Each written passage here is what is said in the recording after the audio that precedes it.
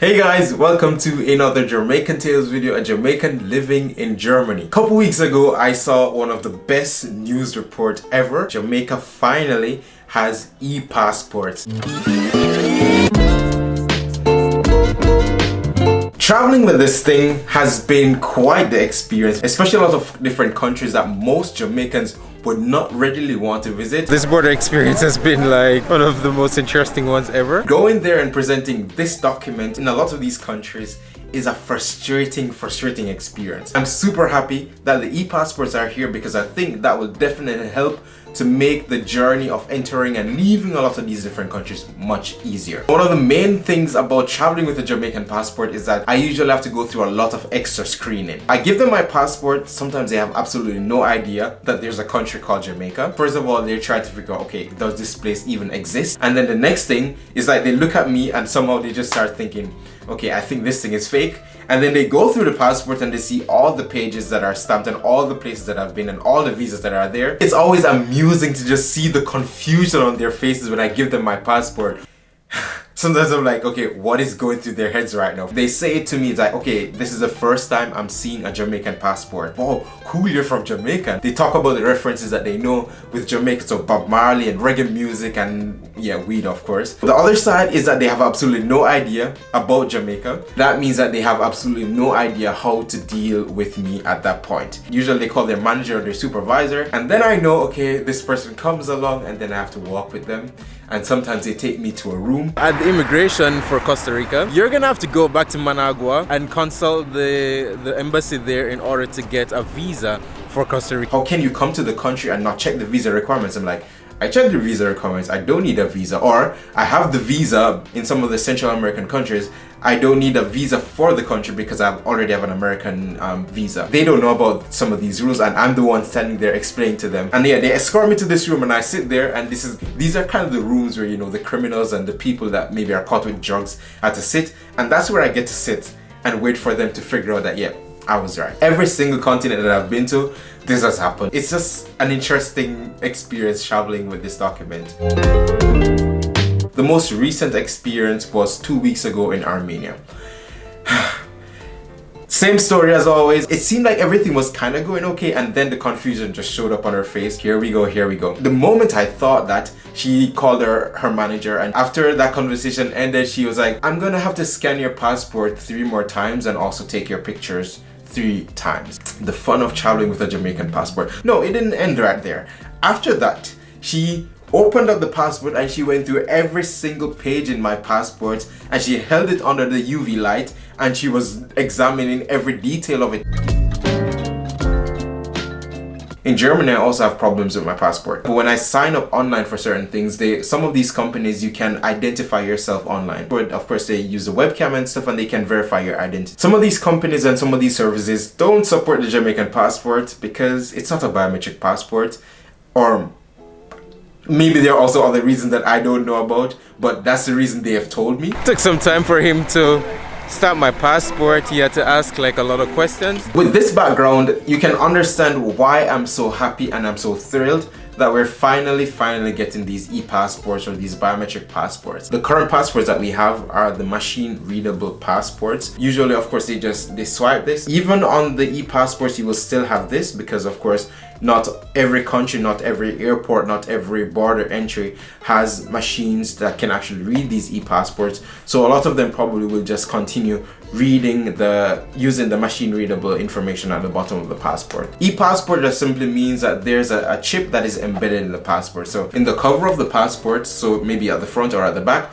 or in some cases what they do is that they embed it in the photo page. In watching the interviews about the Jamaican e-passports, they didn't want to say if the chip is going to be in the cover of the passport or on the photo page. On this chip is actually just more or less the information that's on the photo page. The information that's printed there and also a copy of your photo. In some countries they also have, for example, your fingerprints there or even iris scans as well. Whatever information you would have provided to get the passport, that's pretty much what they save on it. For some e-passports, what they have for the photo page is actually a polycarbonate material, which is actually just a type of plastic. So kind of the thickness of a credit card. It looks like, for example, an official ID card. I'm not sure and I've not seen any information about this online as to exactly whether that's the case. I really hope that's what it will be because I must say I'm not really proud of the current Jamaican passport, where it's like the photo page is just like a laminated piece of paper. I hope it's a polycarbonate because I don't know, I just think that looks much more official.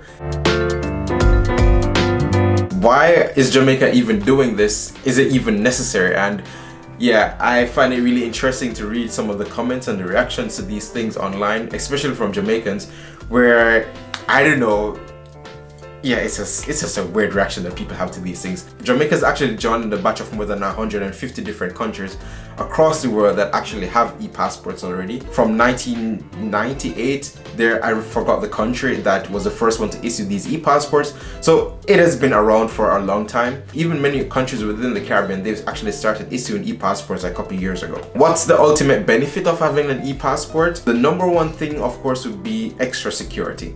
So because of how these passports are designed, there's an additional layer of security because of these chips. You have an additional way of verifying the information. So you have a copy, a soft copy of the information right there. You have the hard copy of the passport and the person is standing in front of you. So you can pretty much look at everything and you can compare to make sure that the person standing there is really the owner of the passport. Because of these extra security, then it makes it more challenging to tamper with the passport or even to do identity theft with these passports. I think also because these passports are more secured, that offers also less scrutiny. So when you hand a passport that is an e-passport, I think there's a different way that they treat the passport, because in some cases it's much quicker for them, because then when they scan the information and they see it there, it's like a much quicker way for you to just move through instead of them having to do all these manual processes. One of the main advantages of these passports is that, of course, it protects your privacy.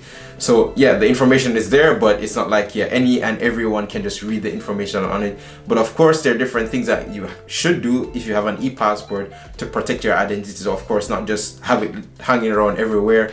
The scrutiny of my passport will probably decrease a bit, where they're like, okay, it's an e-passport and they can quickly verify everything that they need to verify. I don't know why they're so concerned with the Canadian visa in my passport. They're always looking at it and wondering why there's no photo there. But hey, got stamped, so officially in Honduras. I'm thrilled, I'm excited, I'm looking forward to getting my e-passport.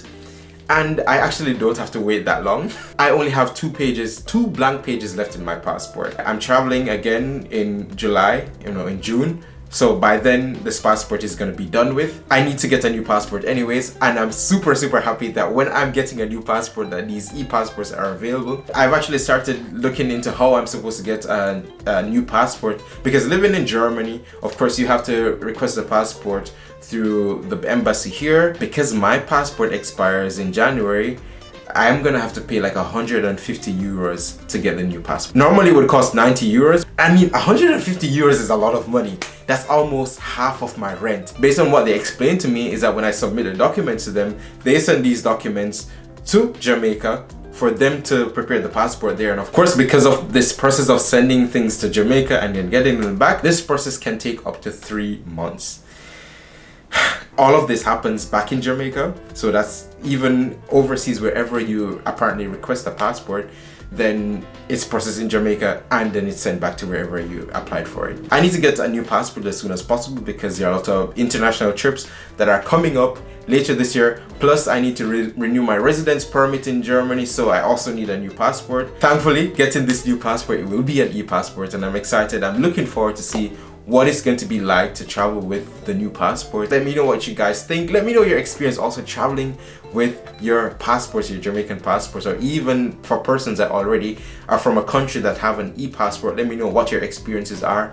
I'm really intrigued, and I'm also excited to find out and to compare notes to see what it's going to be like. Thank you guys so much for watching this video, and see you in the next Jamaican Tales video.